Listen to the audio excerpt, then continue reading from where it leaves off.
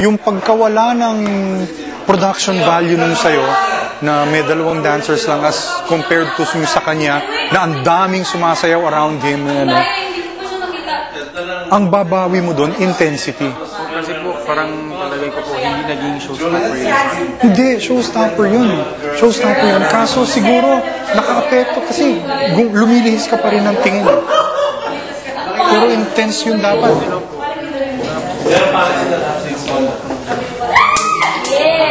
Hindi, wala, like I said, ano, wow. You always get a low grade. Low grade than you expected. Okay, lapel mo na sa nalaglag. Kasi sabi niyo po, maganda naman yung performance. Kaso mga, tapos nagtanong po ako, may bad notes ba ako na hindi na... Meron. Yung breath flow mo medyo matigas. Actually, si Mang Kichi, napapaganon nung nanonood kami. So, meron ka pang hindi natatamaan. Kasi unang-una, kita lahat dito eh. Saan mo kinabit? Oh, ikabit mo. Kasi baka mamantsahan po. Yun. Kasi kitang-kita yung tension dito eh. Tapos yung tunog. Numipis.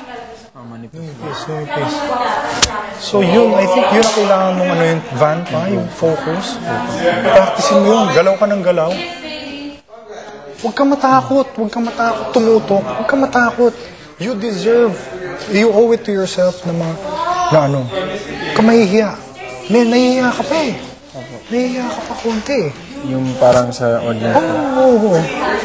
Hindi naman sa audience, pero pag nag-decide ka tumingin sa isang lugar, titigan mo talaga yun for a few seconds. O kaya isang linya, ano sabi ni Ma'am Lea, di ba? Ni Miss Lea. Give it one whole line. I look in your eyes and I could see you love so dangerous. Ganon, di ba? Pag na-deliver mo yung isang kanta, yung isang phrase, saka ka palang lilipat. At kung pipikit ka lang, pero wag mong gagawin yung titingin ka sa sahig kasi mawawala.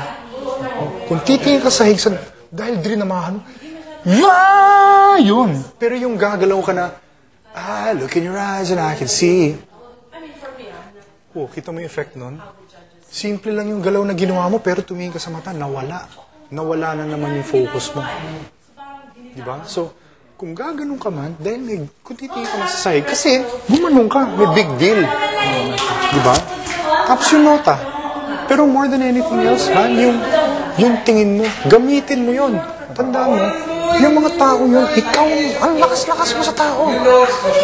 Ang lakas-lakas mo sa tao. Ngayon, masisisi pa kita kung namahihain ka kasi hindi mo kuha yung tao. Na-intimidate ka sa reaction ng tao.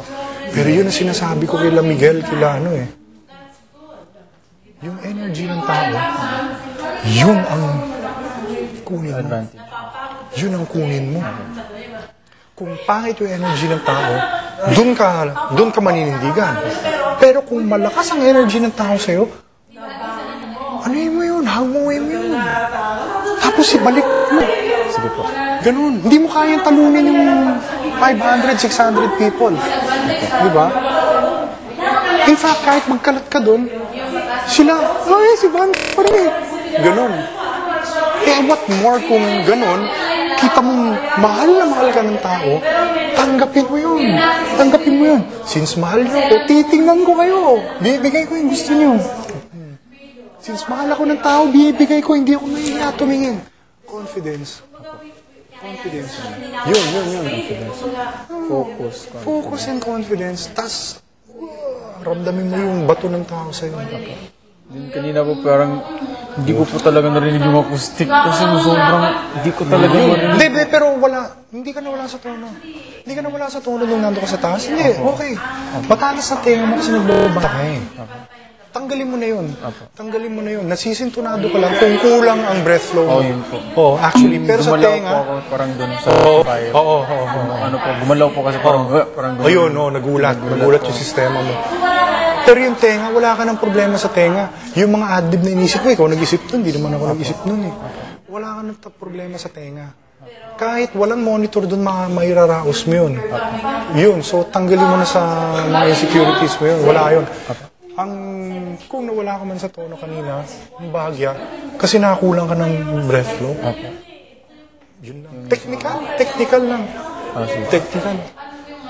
Pero overall, focus na po. Oo, focus lang. Focus lang. If you're confident enough in yourself, tanda mo, Van, yung energy na 600 na nanonood or 500, 300, pag maganda yung energy na binibigay sa'yo, bigay mo. Tanggapin mo tapos ibato mo pabalik. Diba? Ayaw nila nakikita nahihiya ka. Ayaw nila yun. Ngayon, kung pangit ang bato sila nakaganyan, then, yun naman, all the more, kailangan umano ka. Bigay mo lahat. Huwag ka padadala. Okay? That's why I'm always harping you on that. Because the power supply will make that connection possible.